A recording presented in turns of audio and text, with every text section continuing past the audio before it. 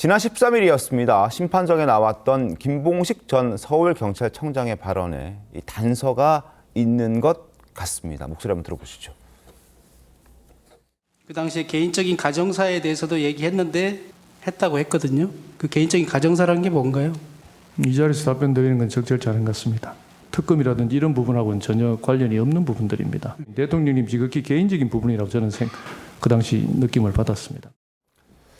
가정사라는 단어가 등장하죠. 이 단어가 등장하자마자 야권에서는 김건희 여사를 거론하기 시작했습니다.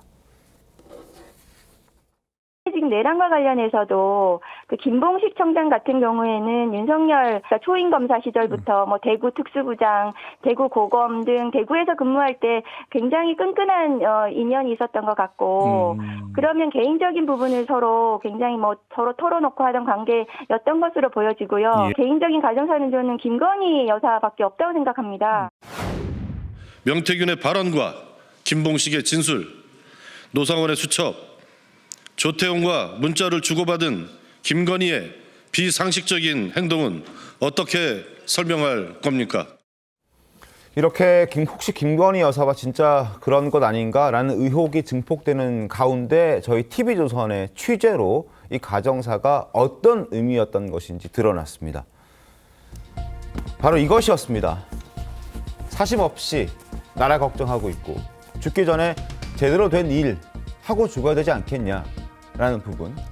그리고 윤석열 대통령은 가족이라고 해봐야 홀어머니와 아내, 여동생뿐이라고 자주 언급했다. 그러니까 그 가정사라는 것이 김건희 여사 그리고 더불어민주당을 포함한 야권에서 제기하는 김건희 여사의 문제를 막기 위해서 계엄을 했다라고 보는 것은 잘못된 시각이다라는 지적을 지금 여권 인사들을 통해서 저희 TV조선이 확인, 취재 그리고 보도한 내용이거든요. 어떻게 좀 보셨습니까, 송구 본부장님? 일단 윤석열 대통령은 그때 뭐 대국민 담화를 통해서나 아니면 여러 차례에 걸쳐서 계엄을 한 이유를 본인은 분명히 이야기를 하고 있죠. 네. 뭐냐 하면은 22번에 걸친 탄핵, 지금 29번이지만은 그리고 예산 폭거, 그래서 국정 마비 상태였다. 그리고 특히 이재명 대표의 민주당이 그러니까는 그 전시, 사변 또는 그에 준하는 국가 위기 상황에 계엄을 할 수 있는데 국가 위기 상황까지 몰고 갔다는 게 윤석열 대통령 일관된 이야기잖아요. 네. 그러면은 민주당 입장에서는